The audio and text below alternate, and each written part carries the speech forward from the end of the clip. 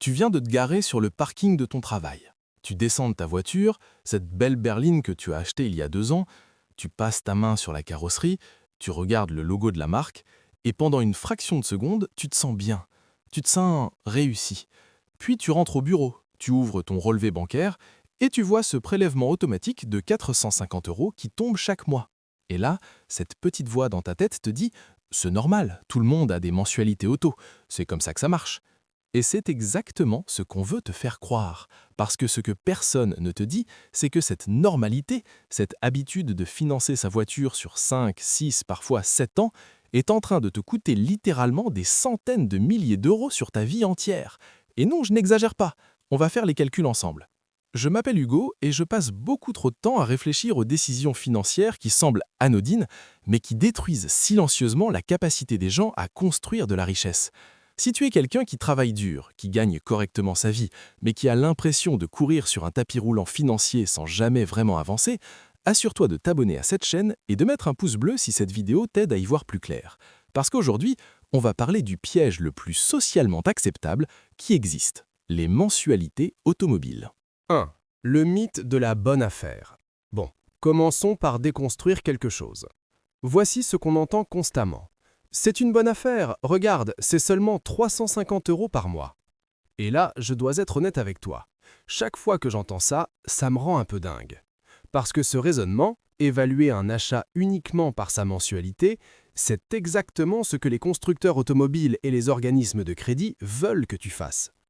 Regarde, en France, selon les données de l'Observatoire CTLM de l'automobile 2023, plus de 80% des voitures neuves sont achetées à crédit ou en LOA, location avec option d'achat. La durée moyenne de financement est passée de 48 mois il y a 10 ans à 60 voire 72 mois aujourd'hui. Et voici le truc, plus la durée s'allonge, plus la mensualité semble abordable. Mais tu sais ce qui se passe réellement? Tu paies plus cher au total, pas moins. Prenons un exemple concret. Une voiture à 35 000 €, financée sur 48 mois à 6,5%, mensualité de 831 €, coût total 39 888 €. Financée sur 72 mois à 6,5%, mensualité de 590 €, coût total 42 480 €. La deuxième option semble plus accessible, mais tu viens de payer 2 600 € de plus pour exactement la même voiture. Et ça, c'est juste le début du problème. 2. La psychologie du piège. Maintenant, tu pourrais te dire « Ok Hugo, mais 2600 € sur 6 ans, ce n'est pas la fin du monde. » Et c'est vrai, isolément, ce n'est pas dramatique. Mais voici ce que la plupart des gens ne réalisent pas. Ce n'est pas un événement unique, c'est un cycle. Laisse-moi t'expliquer comment ça fonctionne psychologiquement. Tu achètes une voiture neuve. Les 2 premières années, tu l'adores. Elle sent le neuf, elle brille, tout fonctionne parfaitement. Tu as ce petit boost d'ego quand tu la conduis. Puis, autour de la 3e année, quelque chose change. Tu commences à remarquer les petites rayures. Le voisin a acheté le nouveau modèle, ta voiture commence à dater. Et là, une pensée s'installe. Peut-être que je devrais la changer bientôt. Et voici où ça devient vicieux. Tu as encore 18-24 mois de mensualité à payer. Mais le concessionnaire t'appelle, ou tu y passes juste pour regarder, et il te dit cette phrase magique. On peut reprendre votre véhicule et on intègre le solde restant dans votre nouveau financement. Votre mensualité n'augmente presque pas. Et boum, tu recommences le cycle. Sauf que maintenant, tu finances une nouvelle voiture plus le solde de l'ancienne. C'est ce qu'on appelle en anglais être underwater ou upside down sur son prêt auto. Tu dois plus que la voiture vaut. Selon une étude d'Edmunds aux États-Unis, et les tendances sont similaires en Europe, environ 33% des personnes qui échangent leur véhicule avant la fin du financement roulent cette dette sur le nouveau prêt. La dette moyenne roulée, environ 5 000 $. C'est de la dette sur de la dette sur de la dette, un système perpétuel. 3. Les vrais chiffres qui font mal. Ok, c'est ici que ça devient vraiment intéressant, et un peu déprimant, je te préviens. Faisons un calcul de coût d'opportunité, parce que le vrai coût d'une mensualité auto, ce n'est pas juste l'argent que tu payes, c'est l'argent que tu ne fais pas travailler pour toi. Prenons un Français moyen, appelons-le Thomas. Thomas a 30 ans, il gagne 2800 € net par mois, ce qui est légèrement au-dessus du salaire médian français. Thomas, comme 80% des gens, finance sa voiture. il paie 400 € par mois de mensualité auto. C'est assez standard pour une voiture de 25-30 000 € financée sur 5-6 ans. Maintenant, supposons que Thomas fasse ça pendant 35 ans, de ses 30 ans jusqu'à sa retraite, à 65 ans. Toujours une mensualité, toujours un financement, parce que c'est comme ça que tout le monde fait.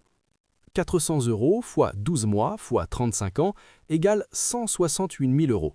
Thomas aura dépensé 168 000 € en mensualité auto sur sa vie active.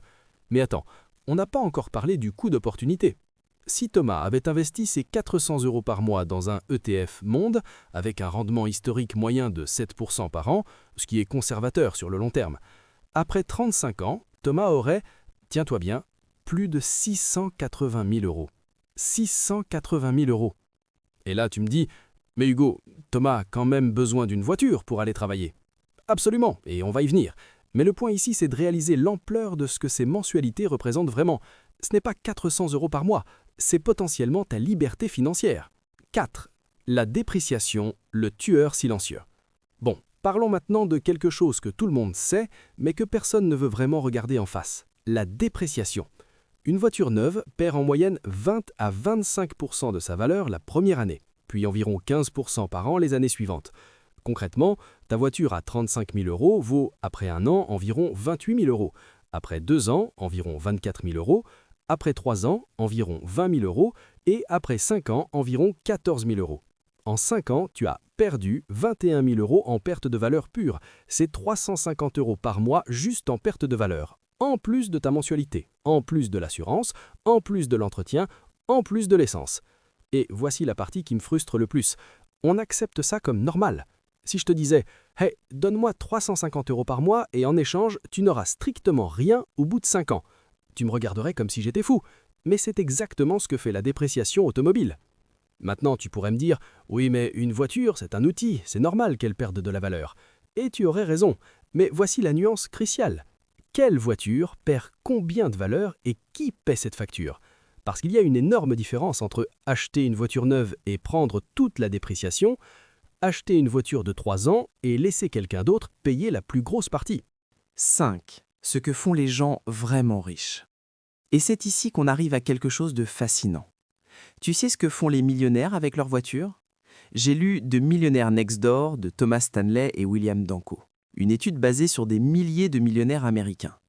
Et tu sais ce qu'ils ont découvert? La majorité des millionnaires self-made achètent des voitures d'occasion, gardent leur véhicule en moyenne plus de 10 ans, n'ont jamais ou rarement de mensualité auto. La voiture la plus populaire parmi les millionnaires? La Toyota. Pas la Porsche, pas la Mercedes, Toyota.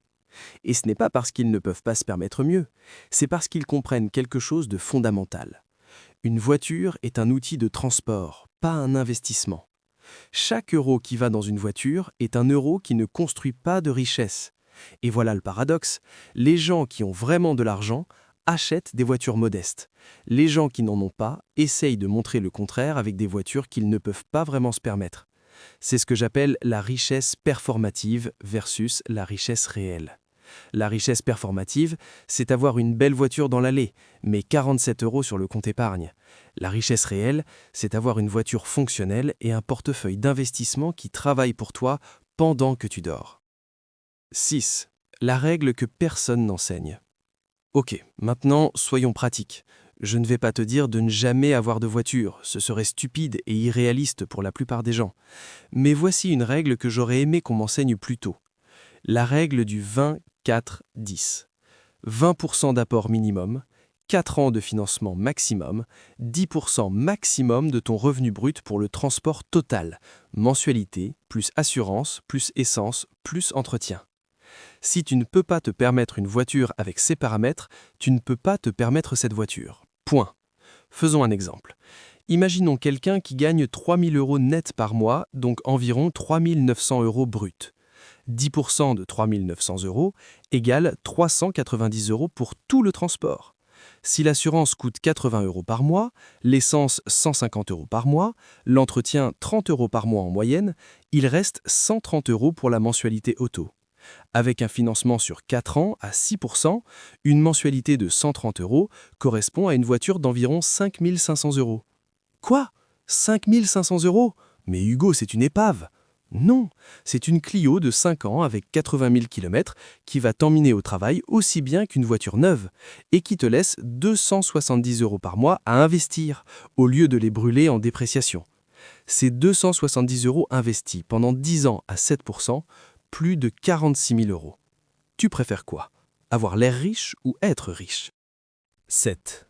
Le piège de la LOA. Attendez, je dois parler de ça, parce que de plus en plus de gens se tournent vers la LOA en pensant que c'est une solution intelligente. La LOA, ou location avec option d'achat, s'est présentée comme le meilleur des deux mondes. Tu paies des mensualités plus basses, tu as toujours une voiture récente et à la fin tu peux l'acheter ou la rendre. Voici le problème. C'est le système le plus optimisé pour te garder dans le cycle de consommation automobile, pour toujours. Décomposons une LOA typique. Voiture neuve, 30 000 €, apport, 3 000 €, mensualité, 299 € sur 48 mois, valeur résiduelle, option d'achat, 14 000 €. Ok, faisons les maths.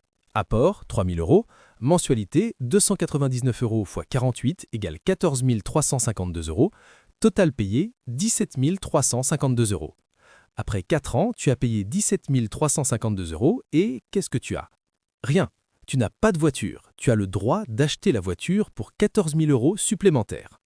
Si tu exerces l'option, tu auras payé 31 352 € pour une voiture qui vaut maintenant environ 16-17 000 € sur le marché. Si tu ne l'exerces pas, tu as payé 17 352 € pour conduire, pour avoir le droit de déprécier la voiture de quelqu'un d'autre. Et devine ce que fait le concessionnaire, on vous propose une nouvelle LOA sur le dernier modèle. Vous aimez le rouge ou le bleu? Et le cycle recommence. Ce n'est pas un hasard si les constructeurs adorent la LOA. Ça les assure d'avoir des clients captifs qui reviennent tous les 3-4 ans. C'est génial pour eux, c'est catastrophique pour ta construction de patrimoine. 8. La vraie stratégie. Bon, assez de négativité. Parlons solution. Voici ce que je recommanderais à quelqu'un qui veut sortir du piège automobile. Étape 1. Accepte la vérité inconfortable. Ta voiture n'impressionne personne autant que tu le penses. Vraiment. Personne ne pense à ta voiture autant que toi. Les gens sont trop occupés à penser à leur propre vie. Cette prise de conscience psychologique est la première étape. Si tu achètes une voiture pour l'image, tu paies une prime énorme pour quelque chose que personne ne remarque vraiment. Étape 2. Calcule ton vrai coût mensuel de transport.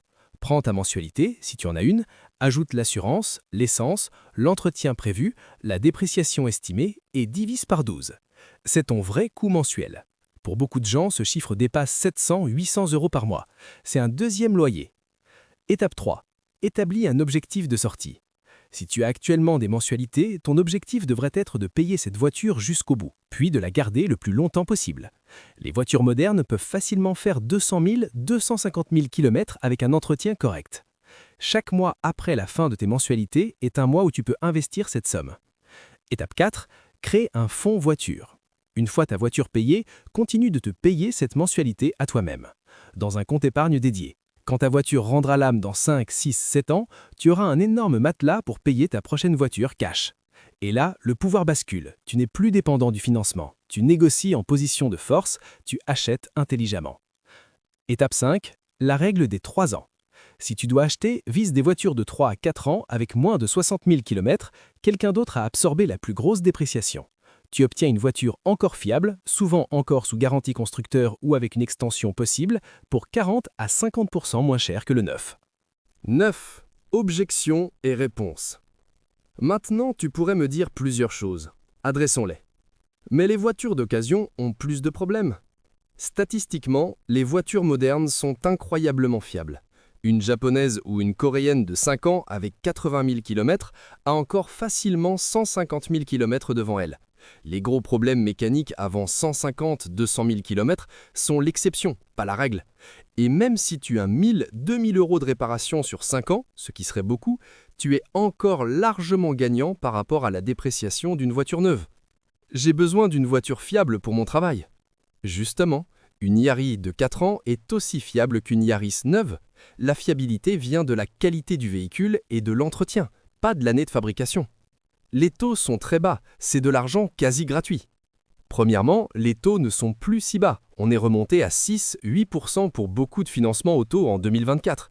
Deuxièmement, même à 0%, tu finances un actif qui se déprécie. C'est fondamentalement destructeur de richesse. « Je mérite de me faire plaisir, je travaille dur ». Absolument. Mais le vrai plaisir, c'est la liberté financière. C'est de ne pas stresser à chaque fin de mois. C'est de pouvoir un jour travailler par choix et non par obligation. Une voiture te donne 3 à 4 secondes de plaisir quand tu la démarres le matin. La liberté financière te donne le plaisir 24 heures sur 24. 10. L'effet composé inversé. Laisse-moi te laisser sur cette idée. On parle souvent de l'effet composé pour les investissements, les intérêts sur les intérêts qui font exploser ton patrimoine avec le temps. Mais il existe un effet composé inversé. Et c'est exactement ce que font les mensualités automobiles. Chaque mois où tu paies une mensualité auto, tu n'investis pas cet argent. Tu ne génères pas de rendement. Ces rendements ne génèrent pas de rendement. Et ainsi de suite. C'est une spirale négative et elle s'accélère avec le temps. À 30 ans, la différence entre investir et dépenser en voiture semble mineure. À 50 ans, c'est un gouffre. À 65 ans, c'est la différence entre une retraite confortable et une retraite stressante. Conclusion. Voici ce que je veux que tu retiennes de cette vidéo. Les mensualités automobiles ne sont pas un outil financier, ce sont un piège déguisé en normalité sociale. Tout le monde autour de toi fait pareil. Regarde leur situation financière réelle, pas leur Instagram, leur relevé bancaire, leur stress à chaque fin de mois. Tu as le choix de faire différemment. Tu as le choix de rouler dans une voiture fonctionnelle plutôt qu'impressionnante, de payer cash ou financer sur le minimum de temps, d'investir la différence, de construire une vraie richesse. Dans 10 ans, tu ne te souviendras pas de quelle voiture tu conduisais en 2024, mais ton compte d'investissement, lui, se souviendra de chaque euro que tu lui auras confié. Alors voici mon défi pour toi. La prochaine fois que tu verras une pub pour une voiture avec une mensualité accessible, fais le calcul, le vrai calcul. Coût total, plus dépréciation, plus coût d'opportunité. Et demande-toi, est-ce que cette voiture vaut vraiment des centaines de milliers d'euros de mon futur? Je parie que la réponse est non. Si cette vidéo t'a ouvert les yeux, partage-la à quelqu'un qui a besoin de l'entendre. Abonne-toi si ce n'est pas déjà fait et on se retrouve dans la prochaine vidéo. Prends soin de tes finances, elles prendront soin de ton avenir.